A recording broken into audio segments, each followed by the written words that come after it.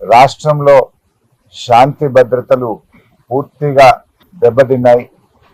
దీనికి కారణం ఎవరన్నా ఉన్నారు అంటే అది రాష్ట్ర ముఖ్యమంత్రి రేవంత్ రెడ్డి గారు.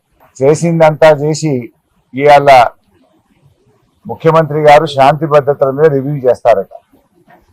ఉదయమే డీజీపీ గారు హైదరాబాద్ బ్రాండ్ ఇమేజ్ కాపాడడానికి కఠినంగా వ్యవహరిస్తాము అని డీజీపీ గారు, ముఖ్యమంత్రి గారు ప్రెస్ రిలీజ్ ఇచ్చారు.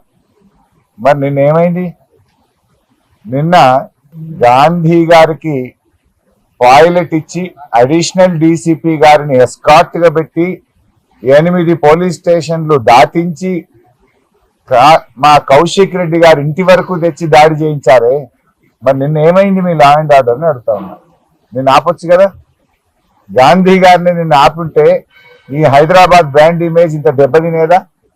కూకట్పల్లి నుంచి 2 గంటలు ప్రయాణం చేసి 8 పోలీస్ స్టేషన్లు దాటి కౌశిక్ రెడ్డి గారు ఉండే గేటెడ్ కమ్యూనిటీ వరకు కూడా తీసుకొచ్చి ఇంటి లోపలికి పంపించి దాడి చేయించారు కదా.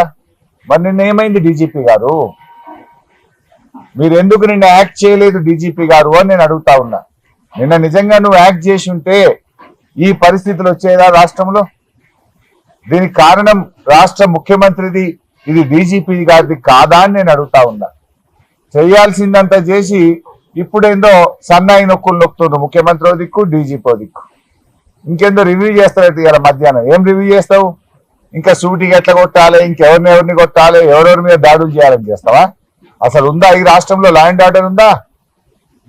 ఖమ్మం పోతే మా మీద రాళ్ల దాడి చేస్తే, ఎమ్మెల్యేల మీద రాళ్ల దాడి చేస్తే 10 రోజులైనా ఎఫ్ఐఆర్ ఇష్యూ కాలేదు.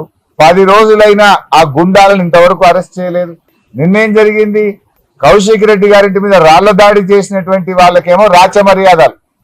పోలీస్ స్టేషన్ లో వాళ్ళకి మంచిగా బిర్యానీలు తినిపించి, సమోసాలు తినిపించి, ఛాయలు దాయిపించి, ఎస్కార్ట్ ఇచ్చి గాంధీ గారిని ఇంటి దగ్గర దించి వస్తుంది. ఫిర్యాదు చేయడానికి వచ్చిన మమ్మల్ని ఏమో అరెస్ట్ చేసి 2 గంటలు హైదరాబాద్ అంతా తిప్పి అర్ధరాత్రి జంగల్లో మహబూబ్ నగర్ ఇడిచిపెట్టింది మమ్మల్ని.